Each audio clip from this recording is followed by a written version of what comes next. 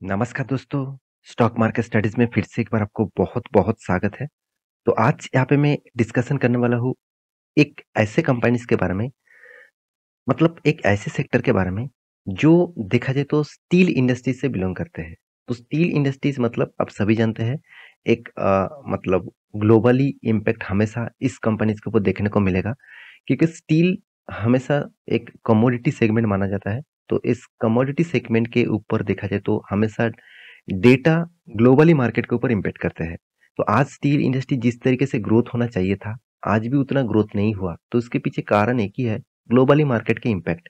तो उसी से जुड़े हुए एक आज एक नहीं, 2-2 कंपनीज़ के बारे में डिस्कस करूँगा, जो इंडिया के टॉप 10 के अंदर नंबर 1 एंड नंबर 2 पोज़ीशन में है।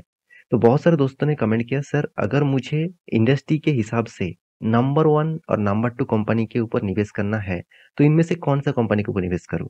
कौन-सा कंपनी बेस्ट है? तो चलो आज मैं 2 कंपनीज़ के बारे में बात करूँगा।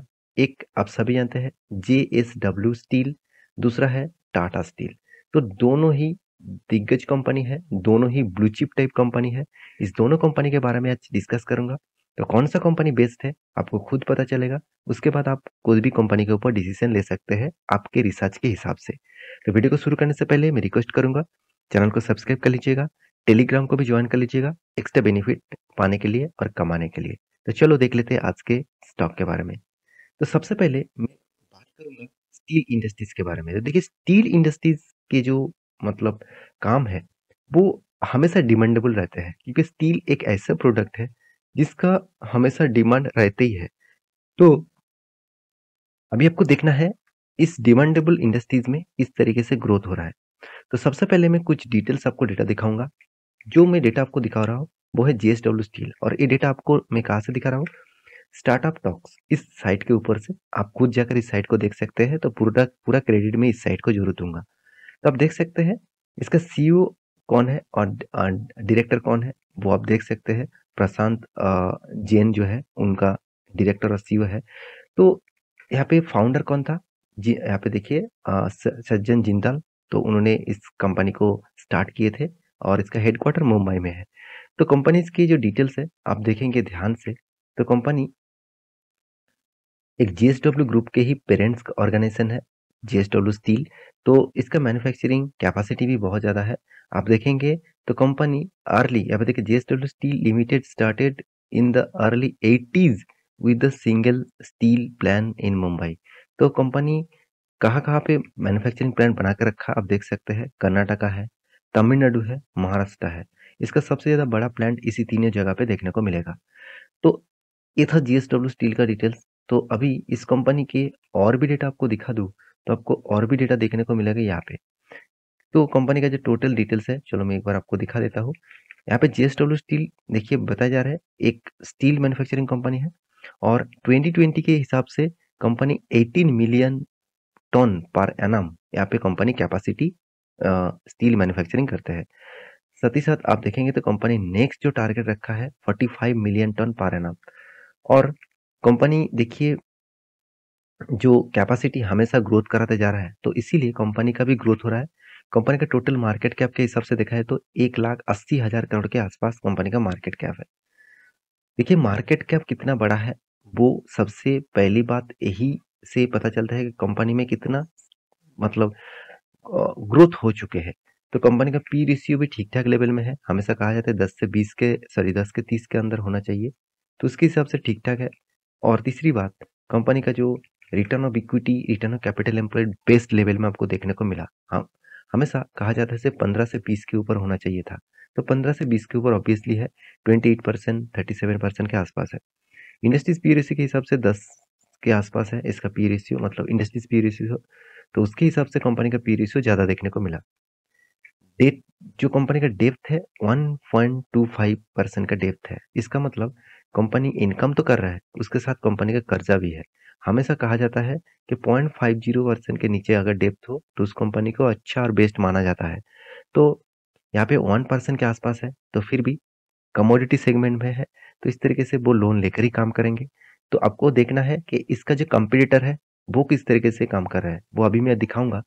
तो उससे पहले देखिए कंपनी का जो सेल्स का ग्रोथ है, वो 49% के आसपास है। प्रॉफिट ग्रोथ नेगेटिव में है, क्या पहले भी इस तरीके से था? चलो वो आपको दिखा देता हूँ। कंपनी का पहले जो डेटा है वो पॉजिटिव था और सेल्स का ग्रोथ, प्रॉफिट ग्रोथ दोनों ही पॉजिटिव और अच्छा खासा लेवल में देखने को मिला था। रिटर्न कंपनी तो धमाका दिया, 10 साल में 25% का, 5 साल में 25% का, 3 साल में 44% का, 1 साल में 15% के आसपास। तो इसका मतलब अच्छा खासा यहाँ पे रिटर्न कंपनी आपको दे चुके हैं। तो कंपनी का रिटर्न ऑफ इक्विटी भी बेस्ट लेवल में देखने को मिला। कंपनी का प्रॉफिट एंड लॉस के बारे में बात करें तो कंपनी कंटिन्यूअसली प्रॉफिट को मेंटेन भी किया। सर एक बार कंपनी लॉस किया और वो भी 2016 में। उसके बाद आज तक कंपनी आपको लॉसेस देखने को नहीं मिलेगा। तो आप कहेंगे सर कंपनी ने 2022 में तो सारे रिकॉर्ड तोड़ दिए। हाँ, बिल्कुल। इसका सेल्स इतना ज़्यादा हो गया था, तो इस सेल्स ज़्यादा होने के कारण, कंपनी का एक्सपेंस कम होने के कारण, कंपनी का प्रॉफिट मार्जिन यहाँ पे बहुत ज़्यादा हो चुके थे। तो कंपनी के बैलेंस शीट के बारे में बात करें तो कॉर्पोरेट एक्शन में बात करें तो कंपनी का डिविडेंड, कंटिन्यूअसली कंपनी डिविडेंड भी हर साल में देते आते हैं, मतलब दे के आए हैं। स्प्लिट के बारे में बात करूँ तो कंपनी 1:10 रेशियो का मतलब स्प्लिट दे चुके हैं, 1 के बदले 10 शेयर दे चुके हैं 2017 में। कंपनी मर्जर भी डील किए थे बहुत बार, इसका फायदा बहुत सारे लोगों को मिला होगा। तो ये था कंपनी का डिटेल्स। अभी कंपनी का कैश फ्लो के बारे में बात करें तो कंपनी कैश फ्लो अच्छी तरीके से मेंटेन करता है। रेशियोज एंड इन्वेस्टर के बारे में बात करें तो कंपनी में दम है, तो इसलिए हर इंस्टीट्यूशन इस कंपनी के ऊपर निवेश करना चाहते हैं। हाँ, प्रोमोटर के पास सबसे ज़्यादा होल्डिंग पब्लिक के पास दिखेगा, फिर भी इंस्टीट्यूशन भी इसके ऊपर निवेश करके रखे हैं। अगर इसका चार्ट पैटर्न दिखा दूँ तो देखिए कंपनी एक ही रेंज बाउंड के ऊपर बहुत दिनों तक चल रहा है, मतलब देखा जाए तो कंपनी अप्रैल मंथ 2021 से आज तक कंपनी एक ही रेंज बाउंड के ऊपर टच कर रहा है। और सबसे बड़ी बात है, एक बार, दो बार, तीन, चार बार कंपनी एक रेजिस्टेंस को फेस कर रहा है। अगर इस रेजिस्टेंस को ब्रेकआउट करते हैं तो सोचना एक बहुत बड़ा रैली देखने को मिलेगा, क्योंकि कहा जाता है कि कब जब कोई स्टॉक एक ही रेंज बाउंड के ऊपर ट्रेड करते हैं और बार बार रेजिस्टेंस को फेस करते हैं, अगर वो रेजिस्टेंस को ब्रेकआउट करते हैं हाई वॉल्यूम के साथ, तभी देखना एक बड़ा रैली देखने को मिल सकता है। तो ये दूसरा कंपनी कौन सा है? दूसरा कंपनी है टाटा स्टील। टाटा ग्रुप के सबसे बड़े कंपनी है टाटा स्टील, जिनका मतलब यहाँ पे देख सकते हैं सीईओ है टीवी नरेंद्रन, और उनका फाउंडर था जमशेदजी टाटा, तो आप सभी जानते हैं। मुंबई महाराष्ट्र में इसका हेडक्वार्टर्स है। तो कंपनी का जो कैपेसिटी है उसके हिसाब से कंपनी बताया जा रहा है, company 30 million ton per annum यहाँ पे कैपेसिटी इंक्रीज करते हैं।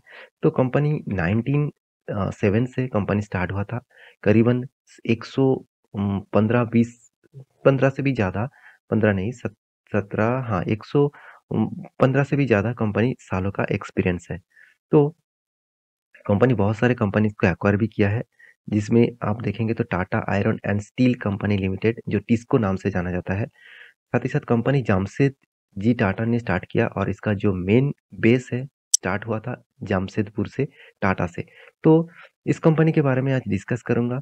तो इस कंपनी के डिटेल्स जो है, ये भी एक large cap blue chip type company है। 1000 करीबन 1,36,000 करोड़ के आसपास इसका मार्केट कैप है। और कंपनीज के जो डिटेल्स है, जो डेटा है, उसके बारे में बात करूँ तो कंपनी का पी रेशियो एकदम लो लेवल में दिखेगा, क्योंकि कंपनी का प्राइस एकदम सस्ते में है। तो इस सस्ते दामों में प्राइस अच्छा खासा लेवल में आपको दिख रहा है। रिटर्न ऑफ कैपिटल एम्प्लॉयड और रिटर्न ऑफ इक्विटी दोनों ही मुझे बेस्ट लेवल में देखने को मिला।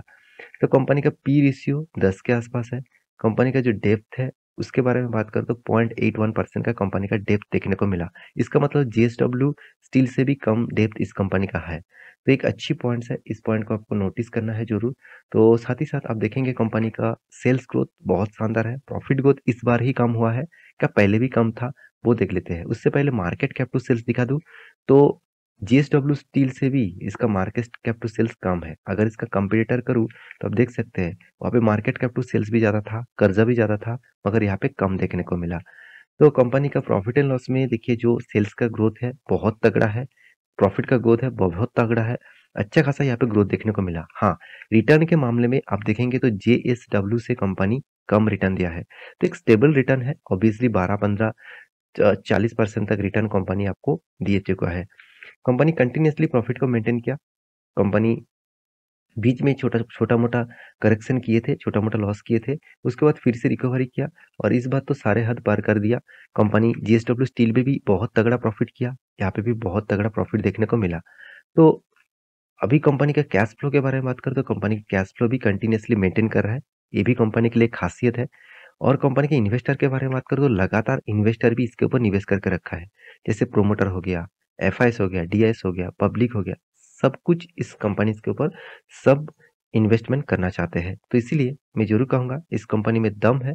इस बेसिस से आप इस कंपनी के ऊपर स्टडी करिए और इसका चार्ट पैटर्न बता रहा है कंपनी आपको डिस्काउंट में दे रहा है। इस डिस्काउंट प्राइस के आपको फ़ायदा उठाना चाहिए। अगर आप फ़ायदा उठाना चाहते हैं तो ज़रूर उस कंपनी के ऊपर स्टडी करिए, उसके बाद निवेश करिए। तो ये था पूरा डिटेल्स। तो मेरे इस वीडियो आपको कैसे लगा ज़रूर कमेंट करना। इसी तरीके से वीडियो पाने के लिए चैनल को सब्सक्राइब भी करना। मिलते हैं नेक्स्ट नया स्टॉक लेके, तब तक के लिए अच्छे से रहिए, अपना ख्याल रखिए। Bye bye.